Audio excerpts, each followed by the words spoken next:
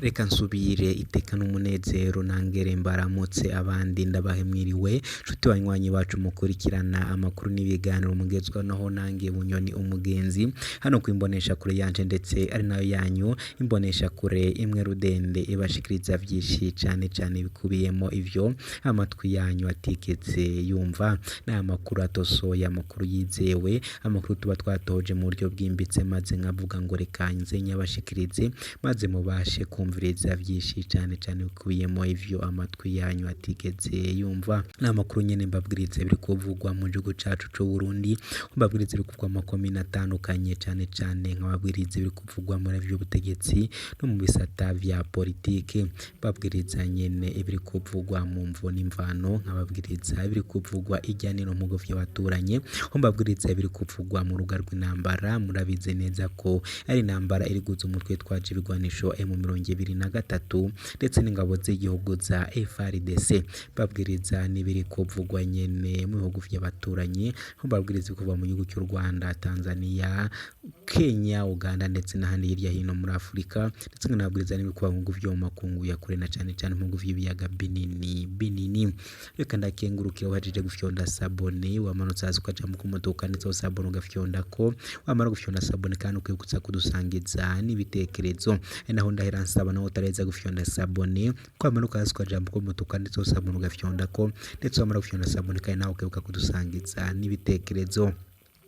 mwidonido y'amakuru ndibuze gushikiriza dore ingingo z'ingenzi turi buze kwibandaho nkuru ndakubwiriza yuko nyene M23 yoba egeramiwe cane aho uyu munsi amaze kubera umuhango ukomeye cane w'ingabo za Senegal zivuze ko zigiye kuza kwifatanya n'ingabo za FARDC kugira ngo zibashe kugwanya M23 nongera mbabwirize yuko nyene mu gihugu cy'u Rwanda Diane Rwigara yafashe icyemezo cyo kwiyamamariza kwa perezida w'u Rwanda ariko nyuma yaho ibimubayeho biteye agahinda ni inkuru mbi cyane inkuru iteye ubwoba inkuru y'icambwo kuri Diane Rwigara inyuma yo gutangaza ko agiye kwiyamamariza kuba perezida wa Repubulika w'u Rwanda ndongeranye mbabwirize n'ibindi biriko biravugwa hano mu gihugu cyacu cy'u Burundi ku majambo akomeye cyane amajambo ateye ubwoba inkuru mbi cyane yapfuzwe na Evariste Ndayishimiye aho yavuze ko kuyobora igihugu cy'u Burundi avyicuza ndetse anavuga ibigiye gukurikiraho avuga ko atazongera kwiyamamaza ndetse anatangaza ivyo agiye gukora Burundi kugira ngo igihugu cy'u Burundi agisenye burundu ndabitse ko ashobora kuba ari mu gitoro saa cyangwa se nimugoroba ariko nacato mugafata inota 10 cyangwa 15 gusa ngo mvire vyinshi amatwi yawe atigeze yumva idonido y'amakuru ni mukanya gato cyane kuri mukonje wawe uko urumviriza ndi Bunyoni mugenzi wawe kaze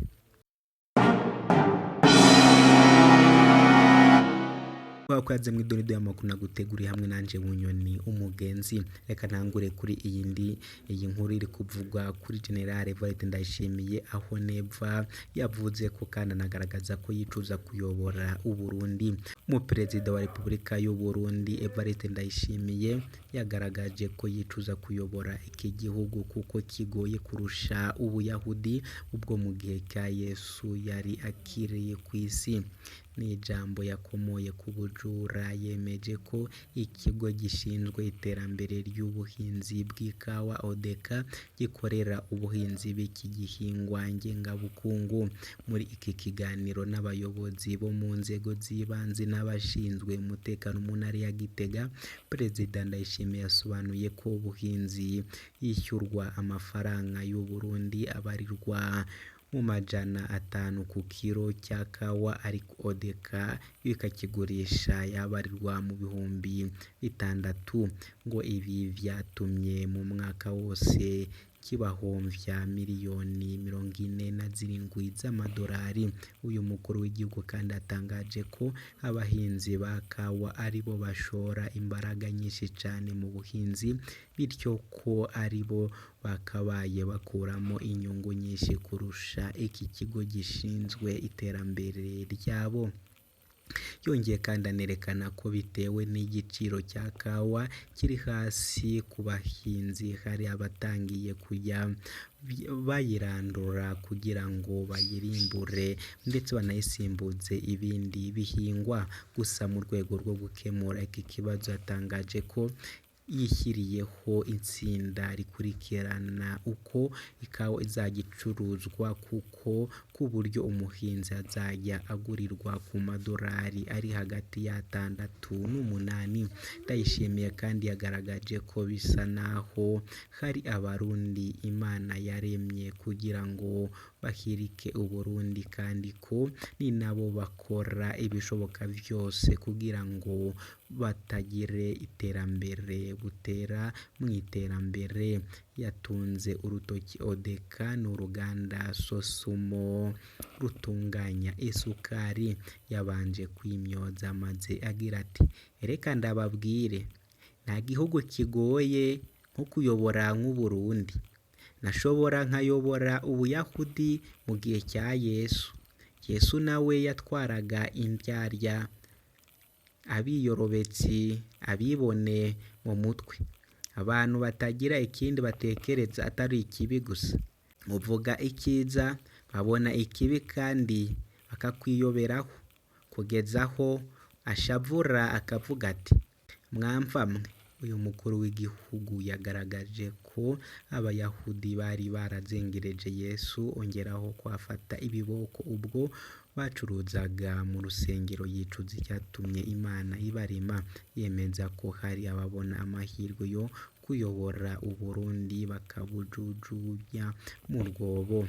Ibero ivyo Evariste Ndayishimiye yaba yapfuze ndetse bikaba biteye agahinda cane. Reka nyine ni mu gihe kandi nanone M23 yatsembeye amahanga ko idateze kuva mu bice yafashe. M23 nyine murabizi neza ko ngo iri muri Rubaya ndetse ikaba yamaze gutsembera abanyamahanga bose kwa kugira ngo ive ahangaha izashikaho kwigeze Kinshasa. Kuro rya FC ry'imitwe ya politiki rifite igisirikare cya RC 23 kirwanya ubutegetsi bwa Repubulika Iharanira Intwaro Rusange ya Kongo